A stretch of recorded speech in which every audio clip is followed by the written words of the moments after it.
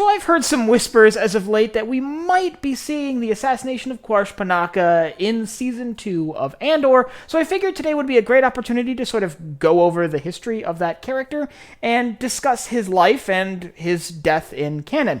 I'm Colin, and this is Sci-Fi Deep Dive.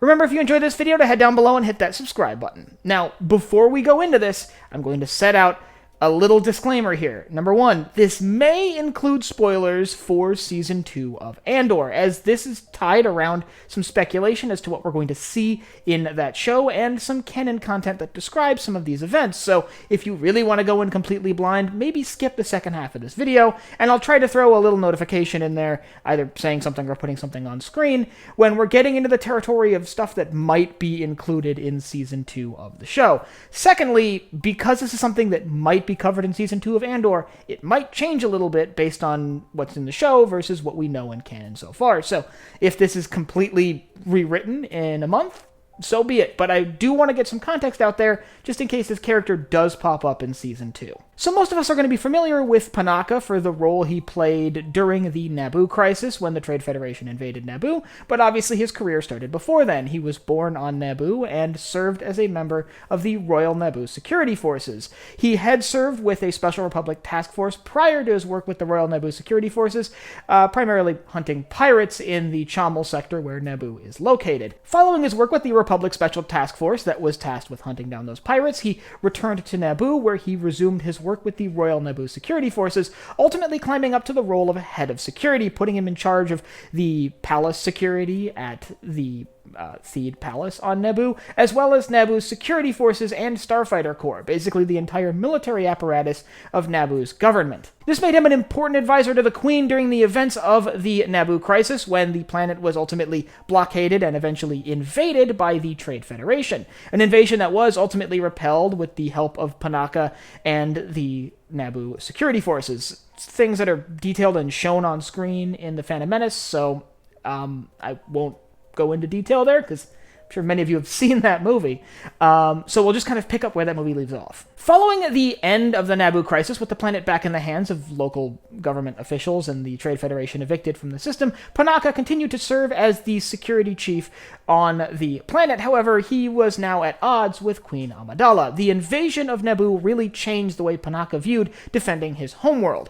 In the past, Naboo had been very pacifist, maintaining only a small defensive force of mostly infantry with a few light vehicles and a Starfighter Corps that was primarily ceremonial. But the invasion changed Panaka's outlook on how the planet should be defended, opting instead for a more robust and more capable defensive system, one that included turrets and a much larger standing military to protect the planet against a future invasion. However, Amidala, seeing the threat as more from droids than a biological invasion, opted instead to install a large EMP system which would disable droids in the capital city of Theed, a weapon system that would still be used many years on during the Second Battle of Naboo during the Galactic Civil War. Panaka would ultimately step down from his role as head of security when Amidala's last term in office ended, and would not serve as the head of security for the successive royal houses. However, he would remain on Naboo and would remain a political figure, one that would come in handy when the Empire came to power. Now, when the Empire came to power on Naboo, the people of Naboo were not very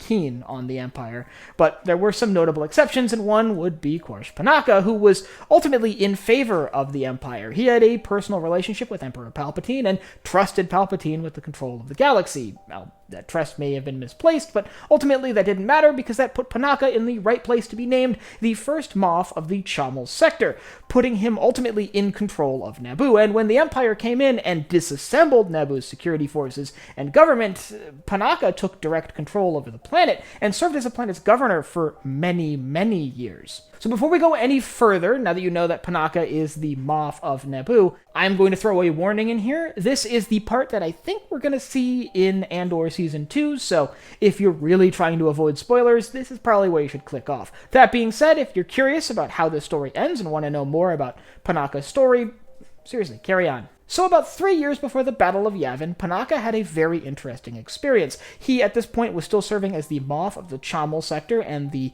sort of functional leader of Naboo, and he was visited by the then reigning monarch of Naboo to discuss the conditions for miners operating on the planet. And in that meeting, he was visited by Princess Leia Organa, who was, as many of you know, the daughter of Padme Amidala. Now, Panaka, having had a fairly close relationship with Amidala and her family throughout the entirety of Padme's life, quickly noticed the family resemblance and started making connections in his head. And while he never said anything out loud to Leia, he quickly concluded that Princess Leia was likely the long-lost daughter of Padme Amidala. He intended to pass this information on to his close friend, Emperor Palpatine at that point, but never got the opportunity. Shortly after that meeting, he was assassinated by a bomb planted in his estate by members of Saw Gerrera's partisans, ultimately ending the story of Quarsh Panaka in a brutal assassination attempt carried out by the partisans. At the end of the day, Quarsh is a very interesting standout because it's very different from the way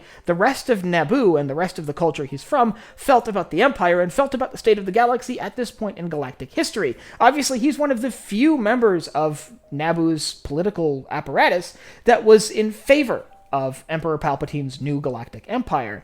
And he was present through many of the changes Naboo went through following the rise of the Empire. Now, if you'd like to learn about the history of Naboo following the end of the Clone Wars, including the time after Panaka's death, I'll leave a link up here to a video I put out earlier this week talking about the story of Naboo after the end of the Clone Wars. And I'd like you to let me know down in the comments whether you think we're going to see this event, the assassination of Quarsh Panaka, in Andor Season 2, or do you think they're going to show us an alternative to this, a sort of rewrite of canon history, or do you think it's not going to be there at all? Let me know down below in the comments. And if you have anything else you'd like to see me cover in Star Wars, you can also leave those down below. Last but not least, if you enjoyed this video, head down below, hit the like button, the subscribe button, and the bell icon so you get notified when I upload new videos. So for Sci-Fi Deep Dive, I'm Colin, and I will see you next time.